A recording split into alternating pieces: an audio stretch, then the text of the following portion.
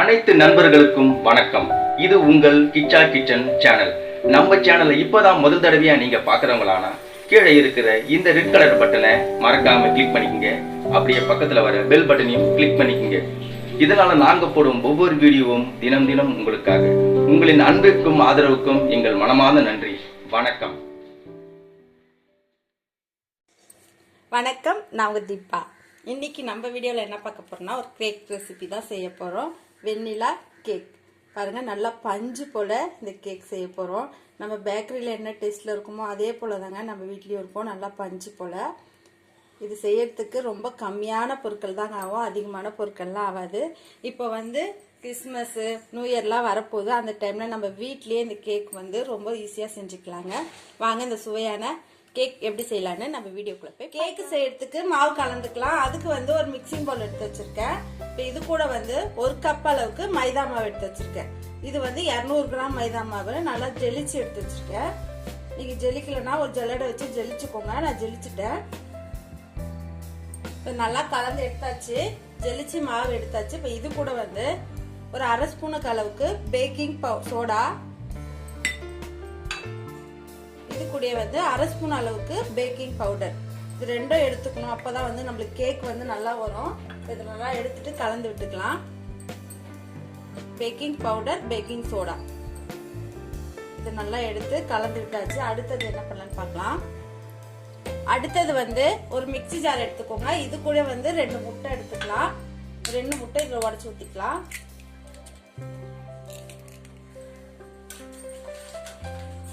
முட்டை வேணும்னா இதுக்கு பதில் நீங்க தயிர் கூட அரை கப் சேர்த்துக்கோங்க.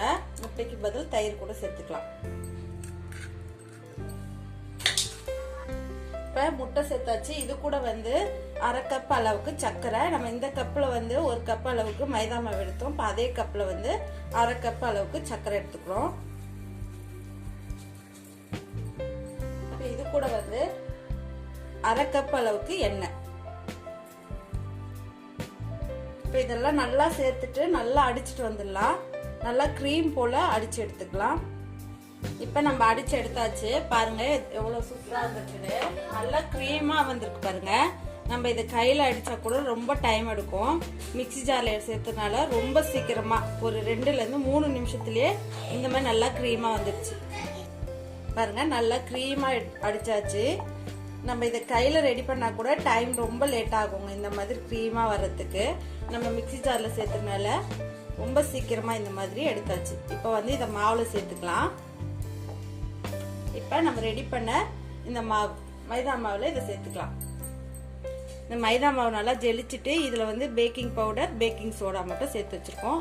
இப்ப இதுல இந்த முட்டை கலவையை இதில் சேர்த்துக்கலாம். நல்லா சேர்த்துட்டு கலந்து விட்டுக்கலாம். இப்ப இந்த மாதிரி ஒரு விஸ்க் வச்சு இப்படி கலந்து விட்டுக்கோங்க.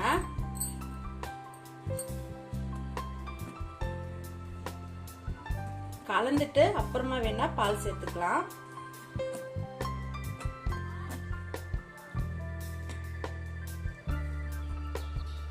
இப்போ இந்த போல கலந்த பிறகு இது கூட அரை கப் அளவுக்கு பால் எடுத்துக்கலாம். நான் காய்ச்சாத பால் அரை கப் எடுத்திருக்கேன். மொத்தமா சேர்க்க வேணாம், கலந்து விட்டுட்டு அப்புறம் சேர்த்துக்கலாம். பால் சேர்த்துட்டு நல்லா கலந்து விட்டுக்கோங்க. பால் கொஞ்சம் கொஞ்சமா சேர்த்துக்கலாம். ஏன்னா நம்மளுக்கு எந்த அளவுக்கு வேணுமோ அந்த அளவுக்கு பார்த்து சேர்த்துட்டு கலந்துக்கலாம். ஏன்னா மொத்தமா சேர்த்துட்டோம்னா ரொம்ப தண்ணியா இருக்கும். அதனால கொஞ்சமா சேர்த்துட்டு நல்லா இப்படி கலந்து விட்டுக்கோங்க.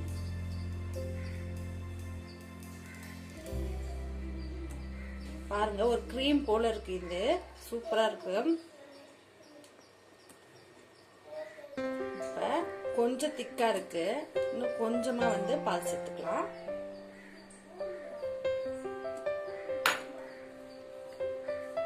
பால் சேர்த்துட்டு நல்லா அப்படி கலந்துட்டுக்கலாம்.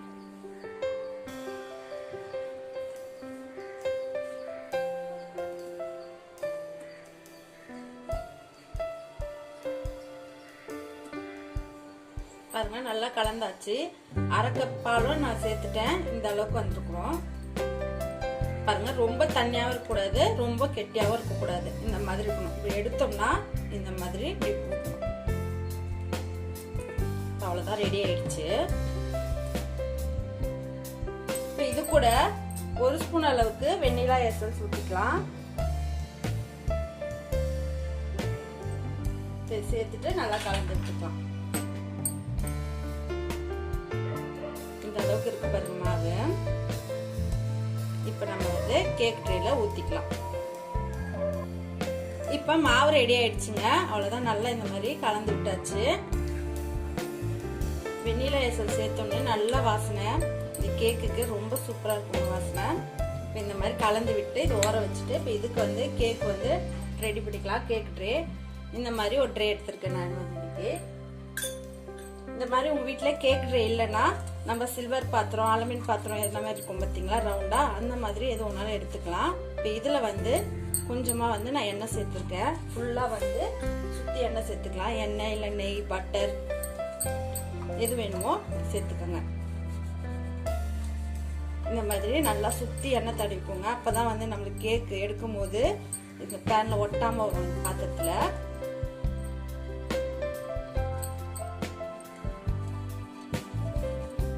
சுத்தி எண்ணெய் தடவிக்கலாம்.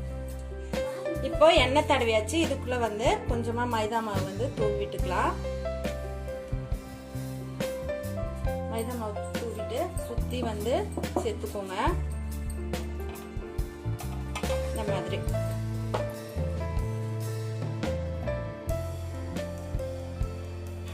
கேக்கு ட்ரேல மாவு வந்து நல்லா சுத்தி வச்சிருக்கோம். எண்ணெய் தடவிட்டு மைதா மாவு வந்து சுத்தி வச்சிருக்கேன். இப்போ இதுல வந்து நம்ம ரெடி பண்ண இந்த கேக் மாவை இதுல ஊத்திக்கலாம். ஊத்தும் போது ஒரு கலர் கலந்துட்டு இப்படி கலந்து விட்டுட்டு அப்படியே ஊத்திக்கலாம். பாருங்க, இந்த அளவுக்கு திக்கா இருக்கணும், ரொம்ப தண்ணியா இருக்க கூடாது மாவு. அப்பதான் நம்மளுக்கு கேக் வந்து நல்லா சாஃப்டா பஞ்ச் போல கிடைக்கும். ஃபுல்லா ஊத்த வேணாம், முக்கா ஊத்திக்கோங்க போதும், வெந்து மேலுக்கு வரும். இப்ப கேக் ட்ரேல மாவு ஊத்திட்டு இந்த மாதிரி தட்டி விட்டுக்கோங்க. அப்பதான் வந்து பபிள்ஸ் எல்லாம் இருந்தா வந்து அடங்கும், இல்லைன்னா உள்ள வந்து பபிள்ஸ் அடங்கிக்கும். இந்த மாதிரி தட்டி விட்டுட்டு இப்ப வந்து நம்ம ஒரு கடாயில தூக்கி வச்சிடலாம். இப்ப கடாய் வந்து ஹீட் பண்ணிக்கலாம். கேக்கு செய்யறதுக்கு கடாய் வந்து ஹீட் பண்ணிக்கலாம். இன்னைக்கு வந்து நான் கேக் வந்து கடாயில தான் செய்ய போறேன். இதுல வந்து கடாய் வச்சிருங்க. மேல வந்து நீங்க உப்பு கொட்டினா கூட உப்பு கொட்டிக்கலாம், இல்ல உப்பு கொட்டாம கூட செய்யலாம். நான் வந்து இன்னைக்கு உப்புலாம் எதுவுமே கொட்டாம வெறும் கடாய் வச்சுதான் செய்ய போறேன். கடாய் வந்து எதுவுமே ஆகாதுங்க. நான் நிறைய வாட்டி வந்து கேக்ல இப்படிதான் செஞ்சிருக்கேன். தினைக்கும் யூஸ் பண்ற கடாய் தான் எடுத்து வச்சிருக்கேன். இது மேல வந்து ஒரு ஸ்டாண்டு இல்லைன்னா இந்த மாதிரி ஒரு பிளேட் வச்சுக்கோங்க. நான் வந்து டிஃபன் பாக்ஸ் மூடி வந்து ரவுண்டா வச்சிருக்கேன். இது வச்சுட்டு ஒரு 5 நிமிஷம் வந்து இது கொஞ்சம் ஹீட் ஆகட்டும். கடாய் ஹீட் ஆன பிறகு நம்ம கேக்கு தூக்கி இதுல வச்சுக்கலாம். இப்போ 5 நிமிஷம் நல்லா ஹீட் ஆயிடுச்சுங்க. அடுப்பை வந்து சிம் பண்ணிடுங்க. சிம் பண்ணிட்டு இப்போ இந்த கேக் ரெடி பண்ணல இன்னொரு வாட்டி தட்டி விட்டுட்டு அப்படியே வந்து இந்த கேக் ட்ரேவை இதில் மூடி வச்சுக்கலாம். இப்படி வச்சுட்டு இது மேல வந்து ஒரு மூடி போட்டுருங்க.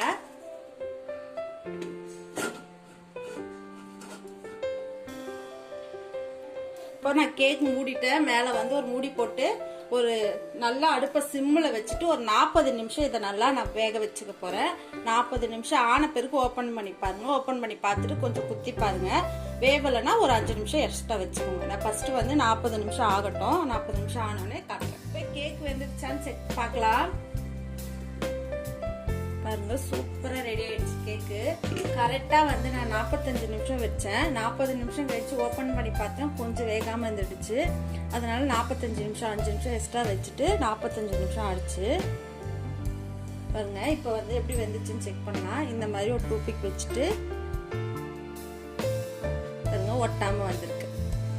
இப்போ வந்து நம்ம இந்த வெளியில எடுத்து கொஞ்ச நேரம் நல்லா ஆற வச்சுட்டு அப்புறமா எடுக்கலாம். நல்லா ஆறின பிறகு தான் எடுக்கணும். கொஞ்சம் நல்லா ஆறட்டும்.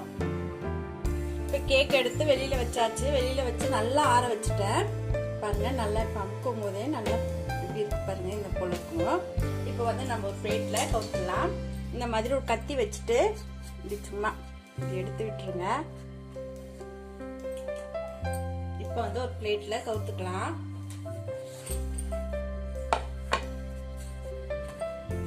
பாருங்க, கவுத்தோடனே வந்துடுது, தட்டவே இல்லை, அப்படியே இந்த பேன்ல ஒட்டவே இல்லை. பாருங்க, எடுத்து வெளில வச்சிடலாம்.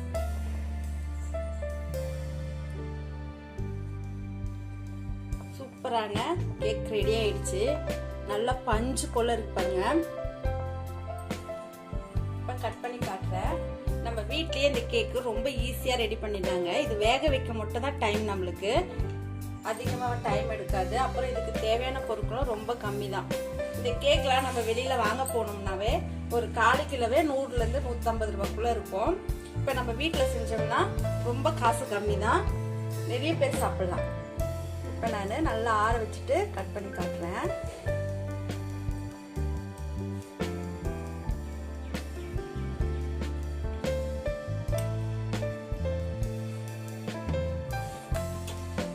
பாருங்க, சூப்பரா வந்திருக்கு கேக்கு. நல்லா சாஃப்டா இருக்கு பாருங்க. இதே போல எல்லாத்தையும் கட் பண்ணி வச்சுக்கலாம். ஓகேங்க, நம்ம கேக் ரெடி ஆயிடுச்சு. பாருங்க எவ்வளவு சூப்பரா ரெடி ஆயிருக்கு. இதை போல கட் பண்ணி வச்சிருக்கேன். பாருங்க எவ்வளவு பஞ்சு போல இருக்கு. நம்ம சுவையான வெண்ணிலா கேக் ரெடி ஆயிடுச்சு. நீங்களும் இதை போல கிறிஸ்மஸ்க்கு, நியூ இயருக்கு இந்த போல நம்ம வீட்லயே இந்த கேக் செஞ்சு பாருங்க. இந்த வீடியோ உங்களுக்கு பிடிச்சிருந்தா எல்லாருக்கும் ஷேர் பண்ணுங்க, லைக் பண்ணுங்க. இந்த வீடியோவை ஃபுல்லா பாருங்க. நம்ம சேனலை சப்ஸ்கிரைப் பண்ணாதவங்க தான் மறக்காத சப்ஸ்கிரைப் பண்ணிக்கோங்க. நன்றி, வணக்கம்.